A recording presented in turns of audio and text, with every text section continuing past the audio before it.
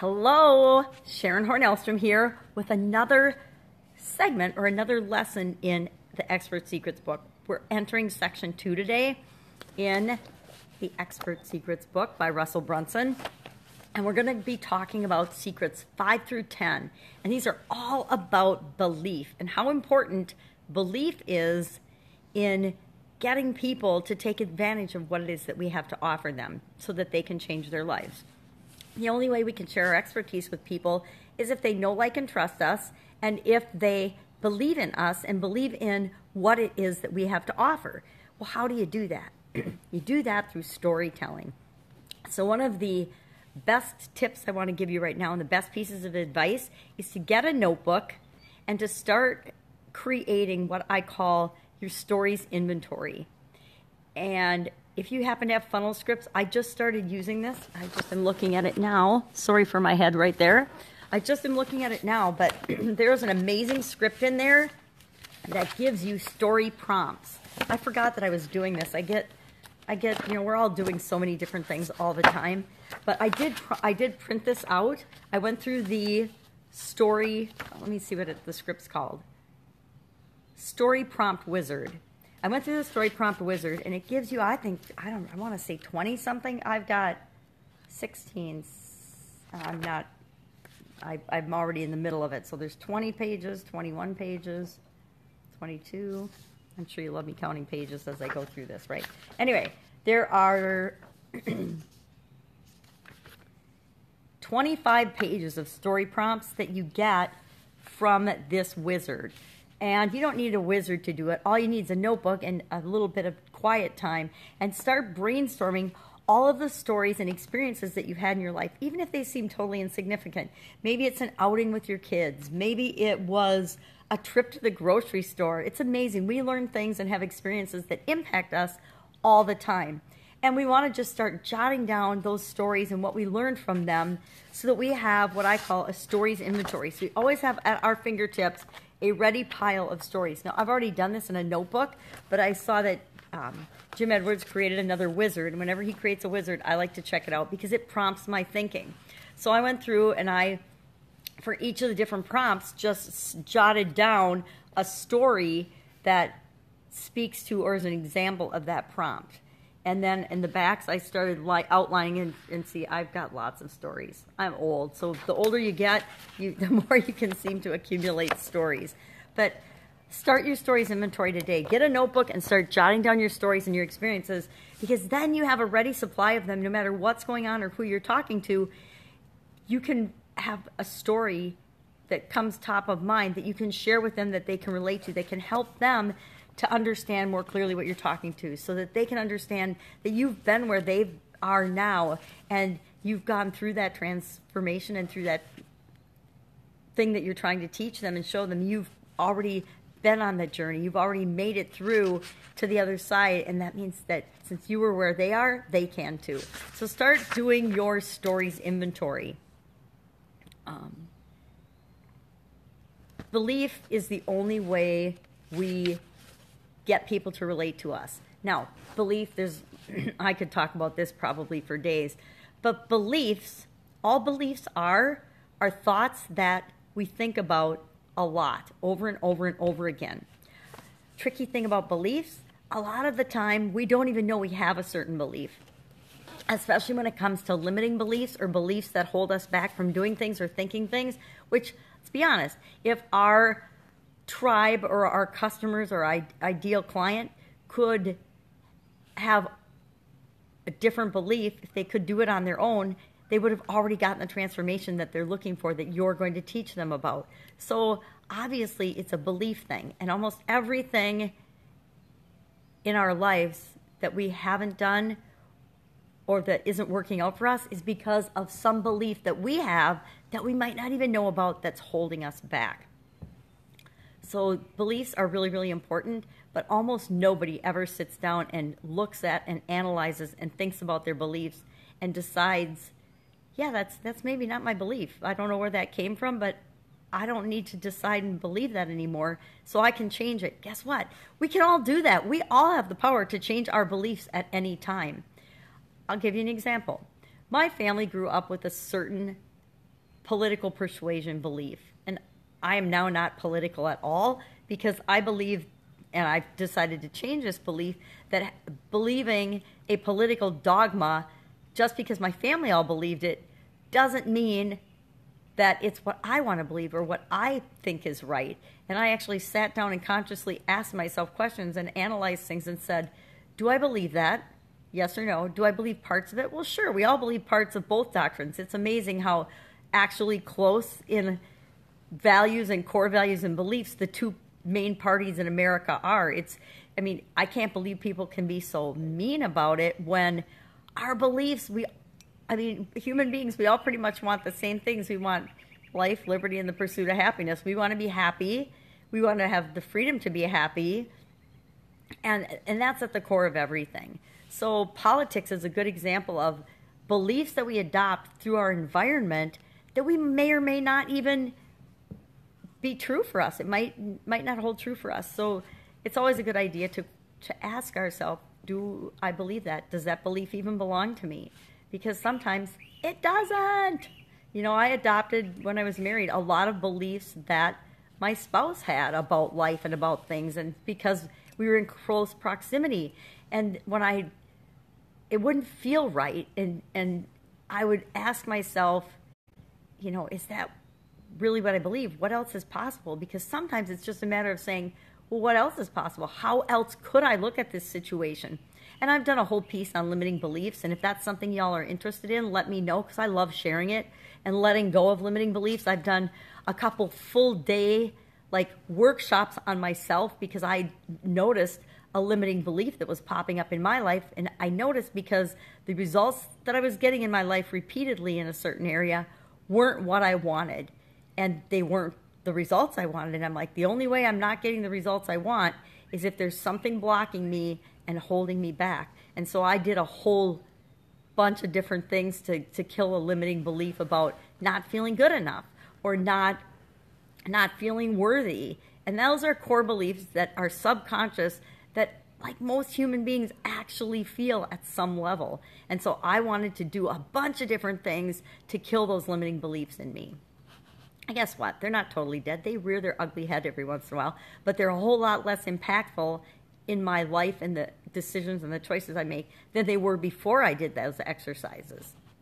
All right, I'm off topic, so let's get back on what we're talking about, which is beliefs. But what we want to talk about is the big domino. Now, Russell Brunson talks about this. This is secret number 5, and he learned it from Tim Ferriss, which I think is really interesting and fascinating. And you can read this story in the book, but basically he was at a seminar a big buck coaching program, you had to have $1 million in sales a year just to be at this event. And he was there, and Tim Ferriss was one of the keynote speakers. And everybody wants to follow the guru around. That's one of the most common interview questions I think of all time, is when somebody successful is being interviewed, everybody wants to know about the day in a life. Well, let's be honest, the real day in a life of most people that are successful, it's not what you would expect. It's not like they're living like the rest of us, running around like chickens with our head cut off, or I guess how I used to live, with a 1,000-point to-do list trying to get everything done. They're actually not living that way. Most successful people, if you ask them and you really find out what they do in a day, it's way less structured and demanding, and it's a lot quieter and more calm than you would expect. At least it was for me. That was a real eye-opener for me. And Tim Ferriss said, yeah, my day's pretty boring. I wake up, I meditate, I might read a book and have some coffee and do my thing. But for the most part, I'm not running around doing. I am looking for the one thing that if I do that, it'll knock down all the other little things that I could be doing otherwise. So that's where Russell came up with this big domino effect. It's like the game of dominoes. If you knock down one domino, it doesn't just take out that one domino, it knocks down a whole slew of dominoes. I don't know much about dominoes. I've played dominoes a couple times with the in-laws. It's a fun game. But I remember when we were kids, we would stack them all up, and then you'd push one down, and the whole line in the design that you built would go tumbling down. And it's a really good visual analogy for this because it's true of beliefs as well. If we can get to the one main belief that people have that's holding them back from our opportunity or knowing and liking and trusting us, if we knock down that one belief, any other little belief that they had, it's too expensive, I don't have time, my wife won't let me. If we knock down that one belief, if they believe that our opportunity will give them the result they want and better than anything else in the world, it doesn't matter. Any other objection, any other thing they could think of, it just goes by the wayside. And they will actually knock those dominoes all down by themselves because they all become irrelevant. They're such a little deal compared to the big thing that they're going to get that it just doesn't matter. So how do we go about doing that? Well, there's a clear statement that Russell uses to show it and help us in the book. This is a depiction of that, and I'll go ahead and create a worksheet for you to use and do that. But it goes something like this.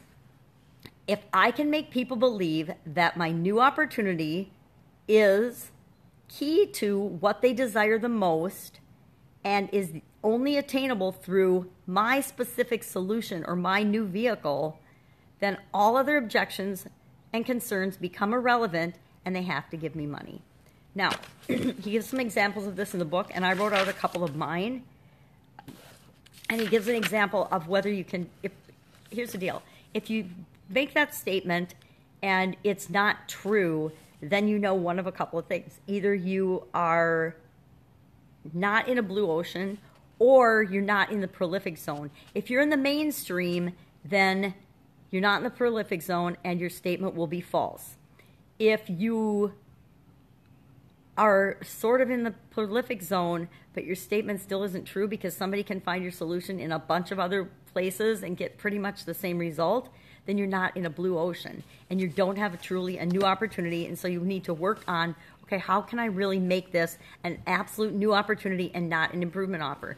And a lot of times we think that we've got a new opportunity, but asking this statement and looking at the beliefs shows us that we still have some tweaking. It's a train bean. We still have some tweaking and some changes to do. This is what happens when you make live videos to train. You have dogs and cats and trains and all kinds of cool things that happen. It's called real life. I hope you don't mind. I personally think it's more fun to learn from real people that are doing it than from people that set up these fancy scenes and pretend that there's something they're not. You do get the real me in my pajamas, drinking coffee because my throat's cloggy. So, what you want to do today is you want to fill in the blanks of this. You want to actually ask yourself the question, if I can make people believe blank, what do I want to make them believe? What is the big thing I need to get them to believe so that all of their other objections become irrelevant or they become something that I can speak to super duper easily and they just fall down or people knock them down themselves? Is the key to what they want the most. What do they want the most? And again, that's why we've done all the research. That's why we've done our homework to look into our target market. That's why we have to have, Beanie, please. That's why we have to have a key group of people that we're working with. Otherwise, we're not speaking to anyone. We're speaking in such general terms, which is not a blue ocean, which is not a new opportunity, and so we don't reach anybody. If we try to reach everybody, we never reach anybody. So what does our ideal client want the most? And what do we have? What's our new opportunity that gives it to them? So Russell gives the example for ClickFunnels, and I'm sure it took him some work to get to this. He says, I'm going to have to read with my magnifying glass. If I can make people believe that funnels are the key to online business success and are only attainable through ClickFunnels, then all other objections and concerns become irrelevant and they have to give me money. Now, Russell didn't invent funnels. He didn't invent sales funnels.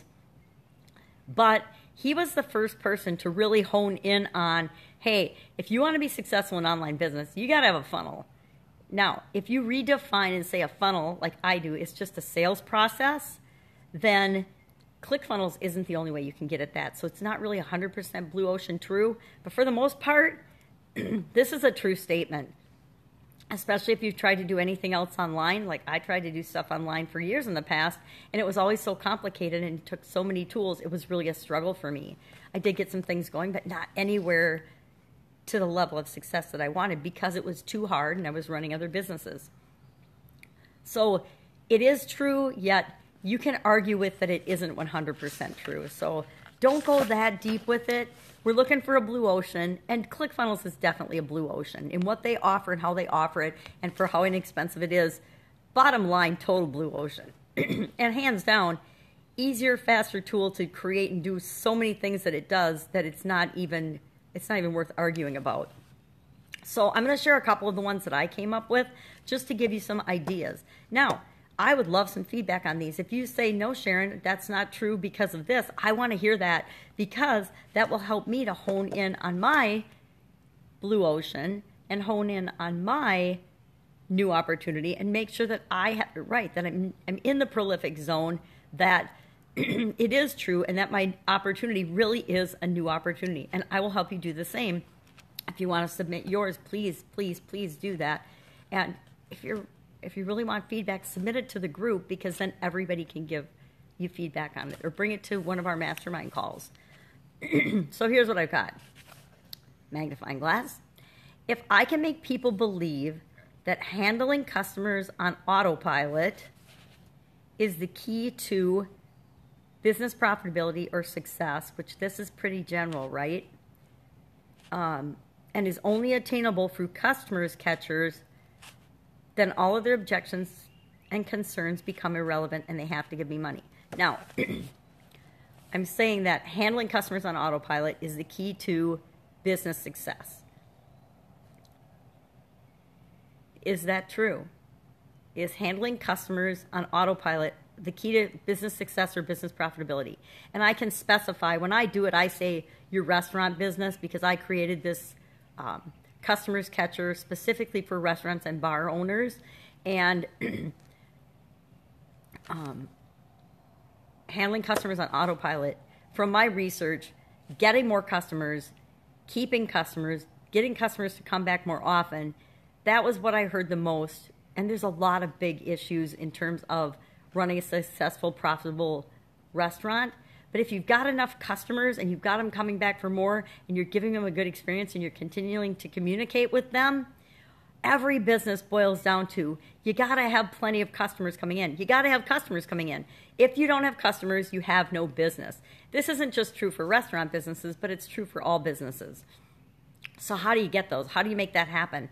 And how do you do that automatically so that you're not out spending and wasting your time and money on advertising that doesn't work or doesn't give you the results you need, doesn't bring more customers in the door? How do you do that, and how do you automate that process so that you're not having to put resources at it over and over and over again? And that's what our Customers Catcher product does. It does all of that for restaurants in particular, but it could do it for any business, but specifically for restaurant and bar owners, so that they can attract all the customers they want, so they can get them coming back on some frequency. And it does automatically create recurring revenue because it continually communicates and builds the relationship with people. And when people come into the restaurant and bar, of course, they need to have an experience that is decent and good and that makes them want to come back again. But, you know, your online system, your automated system can only do so much for a business. They still have to provide the service and deliver on the promises that they're making in the automated system that you've set up and are providing for them. So that's the first one. Again, if I can make people believe that handling customers on autopilot or handling restaurant customers on autopilot is the key to the restaurant business success or profitability, and mostly I like to hone in on not just success because it's so broad. Success can mean so many different things. It means something different to all of us. So does profitability, by the way, although profitability is something that you can give a numeric value to, so it's a lot easier to say, well, did we meet our profit goals or not? It's a yes or no. If we have a profit goal of 20%, either we made 20% or we didn't. Cut and dry. If we have a goal of success, well, what the heck is success? We better define it, because how do we know if we got success or not? So let's say profitability. So if I can make restaurant owners believe that handling customers on autopilot is the key to their restaurant's profitability target of whatever, and is only attainable through Customers Catcher, then all other objections become irrelevant and they have to give me money. The other one I wrote that I'm kind of putting on hold is, if I can make people believe that killing their chronic pain is the key to living the life they deserve and is only attainable through chronic painkillers or chronic painkillers protocol, then all other objections and concerns become irrelevant and they have to give me money. So basically, killing their chronic pain, give them back their life, only attainable through chronic painkillers protocol. Is that true? If I can make them believe that killing their chronic pain is the key to getting back their life, is that true? Is that in the prolific zone? Most people would believe that that's not even possible. Number one, they'll believe that they can't get their life back, that they have to continue to suffer for the rest of their life. So maybe I have to get them to believe that they don't have to suffer for the rest of their life. Maybe that's the first big domino I have to knock over for them. But I think that killing chronic pain is, I forgot what I was thinking. I think killing chronic pain says that it's possible because, they have to first believe that it's even possible for them to kill their chronic pain. So I think that they're in the prolific zone. I think they're a blue ocean, but I would love your feedback on that because maybe I'm totally missing something. And I should probably ask that question in the groups that I'm a part of and in my own group page and say, hey, does this sound true to you guys? If I could prove to you that killing your chronic pain will give you your life back, or if I can prove to you that it's possible to kill your chronic pain through chronic painkillers protocol, would that, knock down their other objections?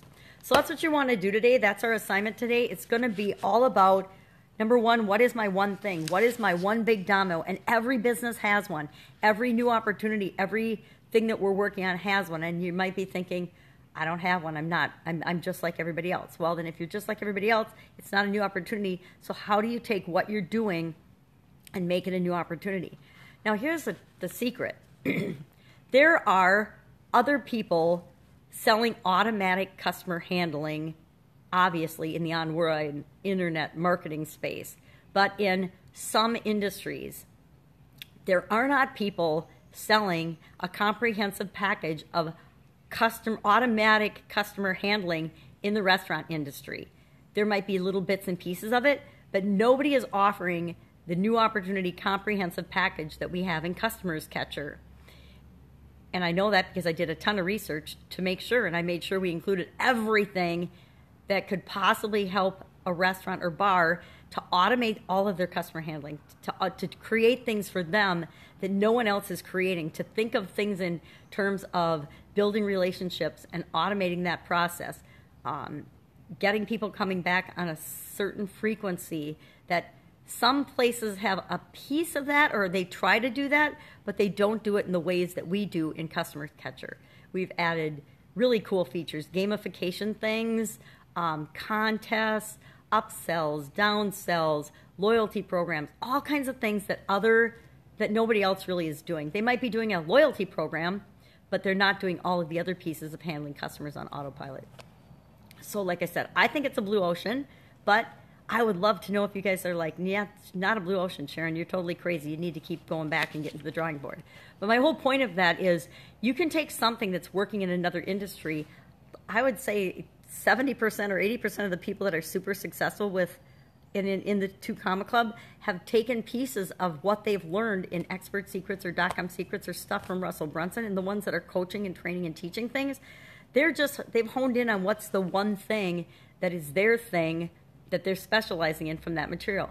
Think of Dana Derrick's. His one thing is the Dream 100. He has written books and selling and coaching almost exclusively, and he was a copywriter, still is a copywriter, but he is selling and teaching people how to do the Dream 100. There's so many examples of that, of people taking a piece out of the training and the coaching and making that their one thing and creating their own blue ocean by exposing a whole new audience to that. So you can take something that's really being done somewhere else and is a red ocean in that market, like internet marketing world or online world, and you can take that and put it in an industry that's never seen it. And those industries are getting redder and redder because there's more and more competition. But you can take and find your spin, your unique way of being you, and adding that to it in a new industry, and it becomes a whole new opportunity. It becomes a blue ocean. You know, nobody's doing Pajama Gramma business coaching. Nobody's doing Pajama Gramma, you know, chronic pain coaching. That's me. Nobody else is a Pajama Gramma. I'm the Pajama Gramma because that is inherently who I am and part of my character and my being.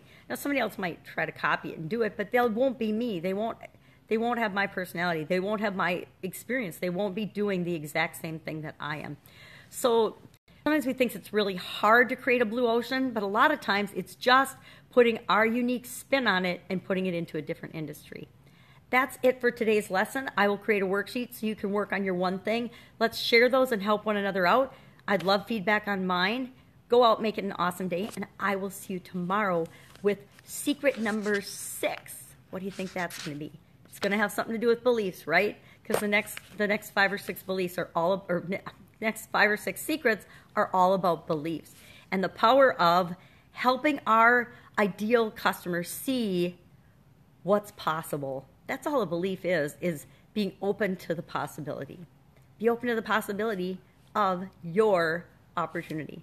All right, bye.